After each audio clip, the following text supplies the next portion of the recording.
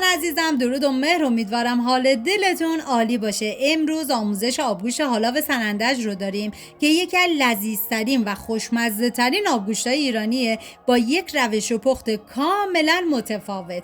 بریم که با هم دیگه این آبگوشت خوشمزه رو درست کنیم.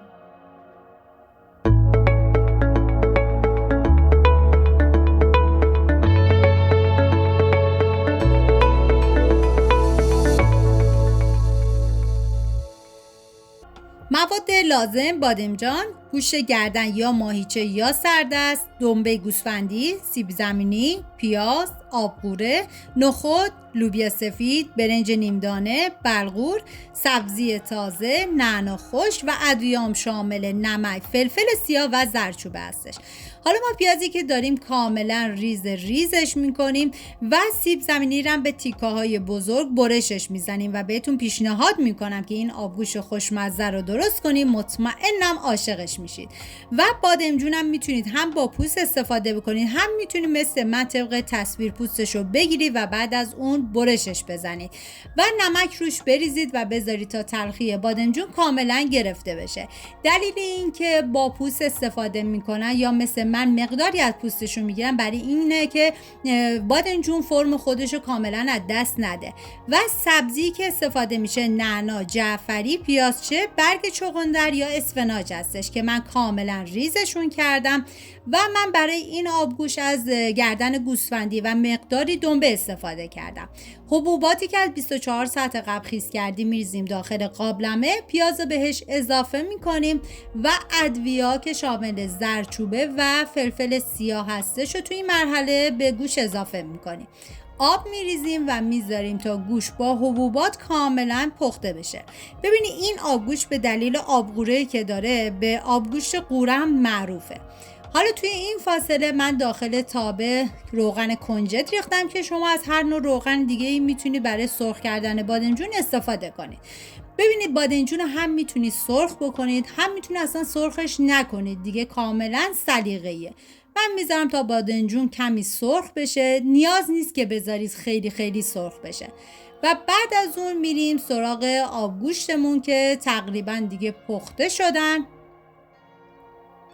و حالا بلغور و برنج نیمدونه رو توی این مرحله به آبگوشت اضافه میکنیم.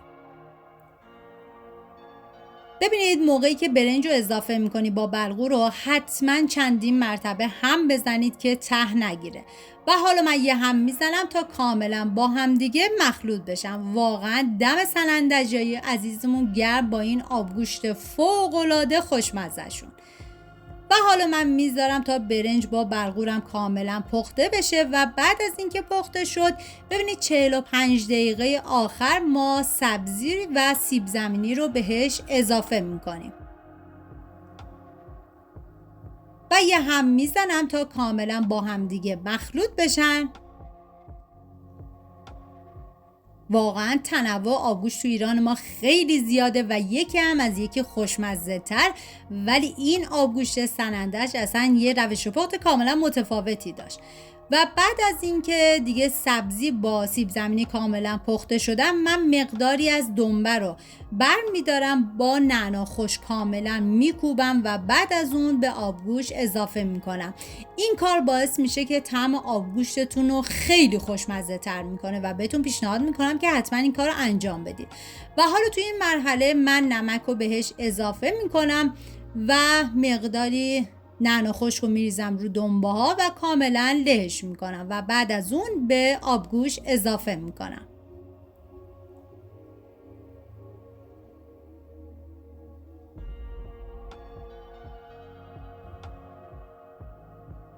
و حالا یه هم میزنم تا کاملا با هم دیگه مخلوط بشن. ببینید بادمجونم ما نیم ساعت آخر با آبگوشت اضافه میکنیم و حالا من بادمجونا رو میذارم داخل قابلمه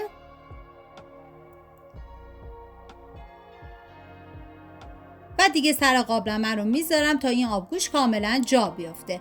و بعد از اون 10 دقیقه آخر آبقوره رو بهش اضافه میکنم. واقعا این آبقوره توی این آبگوشت اصلا طعمش رو عجیب کرده و فکر میکنم خوشمزگی این آبگوشت به همین آبقوره‌ش هم بود. یه همه خیلی مختصری میزنم و بعد ازم 1 ربع دیگه این آبگوشت ما کاملا آماده است. راستی من منیره هستم، امیدوارم از این ویدیو خوشتون اومده باشه و اگه تا الان کانال رو سابسکرایب نکردید خوشحال میشم سابسکرایب کنید و برای دوستاتونم بفرستید. لایک و کامنتاتونم که کلی به من انرژی میده و کمک میکنه ویدیوهای من به افراد بیشتری نمایش داده بشه. و اینم از آبگوشت حالا سنندجی خوشمزه ما جای تک تک شما دوستان عزیز خالی. امیدوارم درست کنید، در کنار خانواده از خوردنش لذت ببرید. مرسی از همراهی همیشگیتون. تا یه خوشمزه دیگر، بدرود.